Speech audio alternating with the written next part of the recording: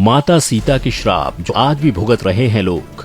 जी हाँ दोस्तों, प्राचीन काल में माता सीता द्वारा 5 ऐसे श्राप दिए गए जिसे आज भी लोग भुगत रहे हैं। लेकिन सोचने वाली बात यह है कि वो 5 श्राप क्या थे, उन्हें किसे दिया गया और इसके पीछे के क्या कारण थे। दोस्तों, वाल्मीकि रामायण की माने तो जब प्रभु श्री राम ने अपने भाई लक्ष्मण और पत्नी सीता के साथ वनवास जाने का अटल निर्णय ले लिया, तब अयोध्या के सभी निवासी दुखी थे। लेकिन सबसे ज्यादा जो दुखी थे वो थे राजा दशरथ। समय बीतता गया और एक वक्त ऐसा आया जब वनवास के दौरान ही राजा दशरथ राम और लक्ष्मण के वियोग को न झेल पाने के कारण मृत्यु को प्राप्त हो गए। जैसे ही ये खबर राम और लक्ष्मण को मिली, उनके ऊपर दुख का पहाड़ टूट पड़ा। पिंडदान करने के लिए राम अपने भाई और पत्नी सीता के साथ गया के फल्गु नदी के किनारे पहुंचे। जैसे ही ये तीनों नदी के किनारे पहुंचे, उन्होंने पंडित जी से पूजा की सामग्री के बारे में पूछा, जिसके बाद पंडित जी की आज्ञा पाकर लक्ष्मण पास के ही गाँव से पूजा की सामग्री लेने चले गए। जब बहुत समय बीत जाने के बाद भी लक्ष्मण सामग्री लेकर वापस नहीं आए, तब श्री राम ने खुद ही जाकर उनको खोजने का फैसला किया। वहीं दूसरी ओर पंडित जी बार बार शुभ मुहूर्त निकल जाने के बारे में बोल रहे थे। तब श्री राम तुरंत अपने छोटे भाई की खोज में निकल पड़े, क्योंकि पूजा में देरी होती चली जा रही थी। ऐसे में जब अधिक समय बीत गया, तब माता ने पंडित जी से कहा कि दोनों भाइयों को लौटने में देर हो रही है, इसलिए जितनी भी सामग्री है उन्हीं के सहयोग से पूजा शुरू कर दें।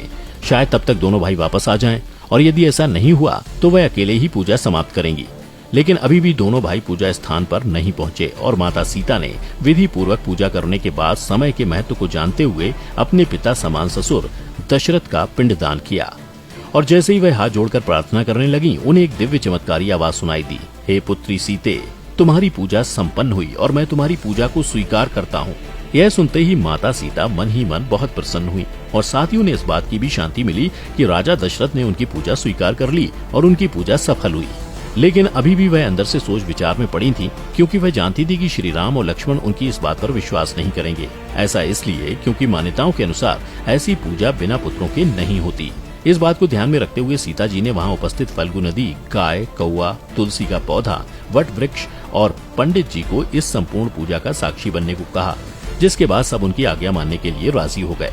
कुछ समय बाद जब राम और लक्ष्मण निकट के गांव से वापस आए, तो माता सीता ने उन्हें पूरी बात बताई। लेकिन जब बार बार समझाने पर भी उन्होंने देवी सीता की बात नहीं मानी, तब उन्होंने वहां उपस्थित सभी साक्षियों से विनती की कि वे प्रभु राम को सच्चाई बताएं। इसके बाद श्री राम ने इस बात में कितनी सच्चाई है इसे जानने के लिए सभी से पूछा, परंतु राम के क्रोध को देखकर किसी ने भी डर के मारे उनके सामने सत्य कहने की हिम्मत नहीं की और सबने झूठ बोल दिया कि ऐसा कुछ हुआ ही नहीं। इस बात से दोनों भाई सीता से नाराज हो गए। परंतु आप तो जानते ही हैं कि सत्य कभी भी खाली हाथ नहीं लौटता। उसी समय तुरंत केवल वट वृक्ष ने श्री राम को एक एक करके संपूर्ण पूजा की सारी बातें बताईं। यह सब देखकर सीता जी बहुत दुखी हुई और गुस्से में आकर उन्होंने उन सभी को आजीवन श्रापित कर दिया जो सत्य नहीं कह पाए। देवी सीता ने फल्गु नदी को श्राप दिया कि वह सिर्फ नाम मात्र की नदी रहेगी। पानी गिरने के बावजूद नदी ऊपर से हमेशा सूखी ही रहेगी और नदी के ऊपर पानी का बहाव कभी भी नहीं होगा।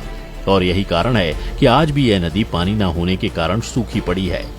फिर देवी सीता ने गाय को श्राप दिया कि गाय की हर घर में पूजा होने के बाद भी इसे हमेशा लोगों का जूठन खाना पड़ेगा, साथ ही इसे जगह जगह भटकना पड़ेगा। उसके बाद माता सीता ने पंडित को श्राप दिया, पंडितों को कितना भी दान मिलेगा, लेकिन उनकी दरिद्रता हमेशा बनी रहेगी और वे अधिक से अधिक दान पाकर भी संतुष्ट नहीं होंगे। इसके बाद उन्होंने तुलसी जी को श्राप दिया कि वह गया की मिट्टी में कभी भी नहीं उगेगी।